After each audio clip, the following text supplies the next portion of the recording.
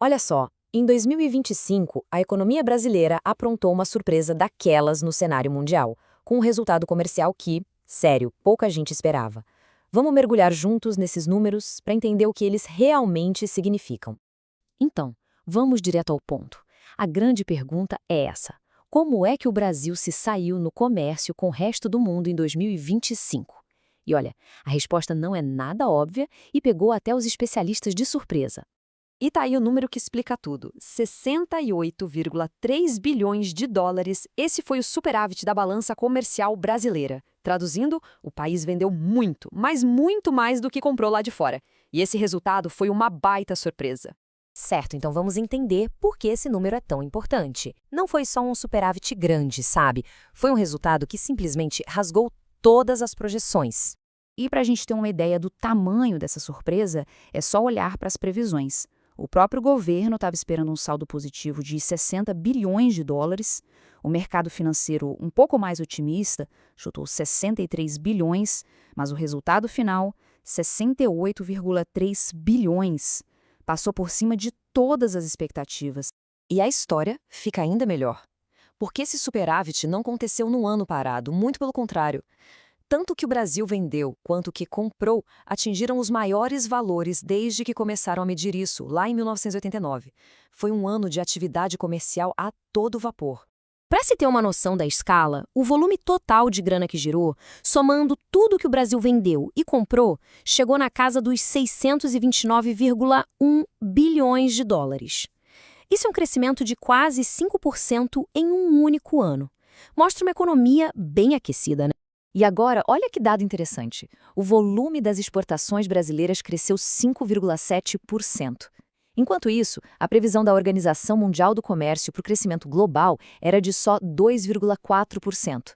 Ou seja, o Brasil cresceu mais que o dobro da média mundial. É impressionante, não é?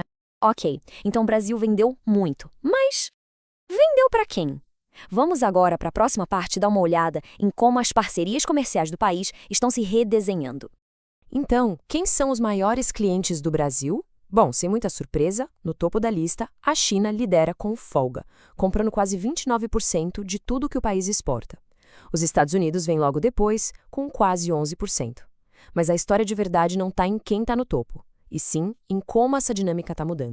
E é aqui que a coisa fica clara. Enquanto as exportações para os Estados Unidos caíram 6,6% e a fatia deles no bolo total diminuiu, as vendas para a China cresceram 6%, o que aumentou ainda mais a importância deles como parceiro comercial. Existe uma mudança de foco bem nítida acontecendo. E não dá para esquecer da nossa vizinhança. Outro grande destaque foi a Argentina. As exportações para lá deram um salto de mais de 30%, um aumento enorme puxado principalmente pela venda de veículos. É um parceiro regional que está se tornando cada vez mais relevante. Tudo bem, a gente já sabe para quem o Brasil vendeu, mas o que exatamente o país está mandando para o mundo para conseguir esses números todos? A força exportadora do Brasil se concentra em alguns produtos, que são os verdadeiros campeões de venda. O petróleo está na liderança, com quase 13% do total. Logo atrás, coladinha, vem a soja.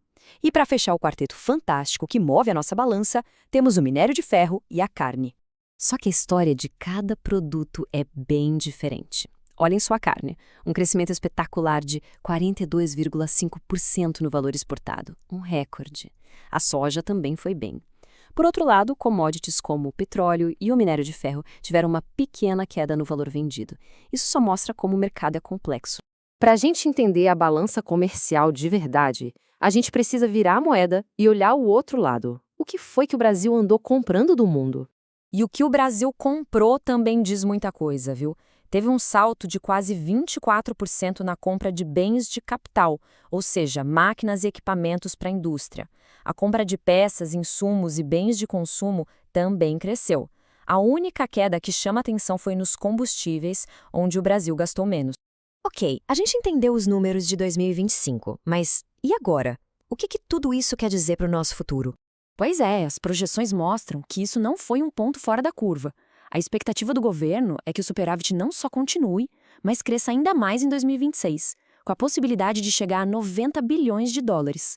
Parece que esse desempenho forte veio para ficar. Mas, no fim das contas, por que um superávit comercial tão grande é importante? De forma bem simples, mais dólares entrando no país do que saindo ajuda a fortalecer a nossa moeda, o real. E isso impacta diretamente a inflação e ajuda a trazer mais estabilidade econômica para todo mundo. E isso tudo nos deixa com uma pergunta para o futuro.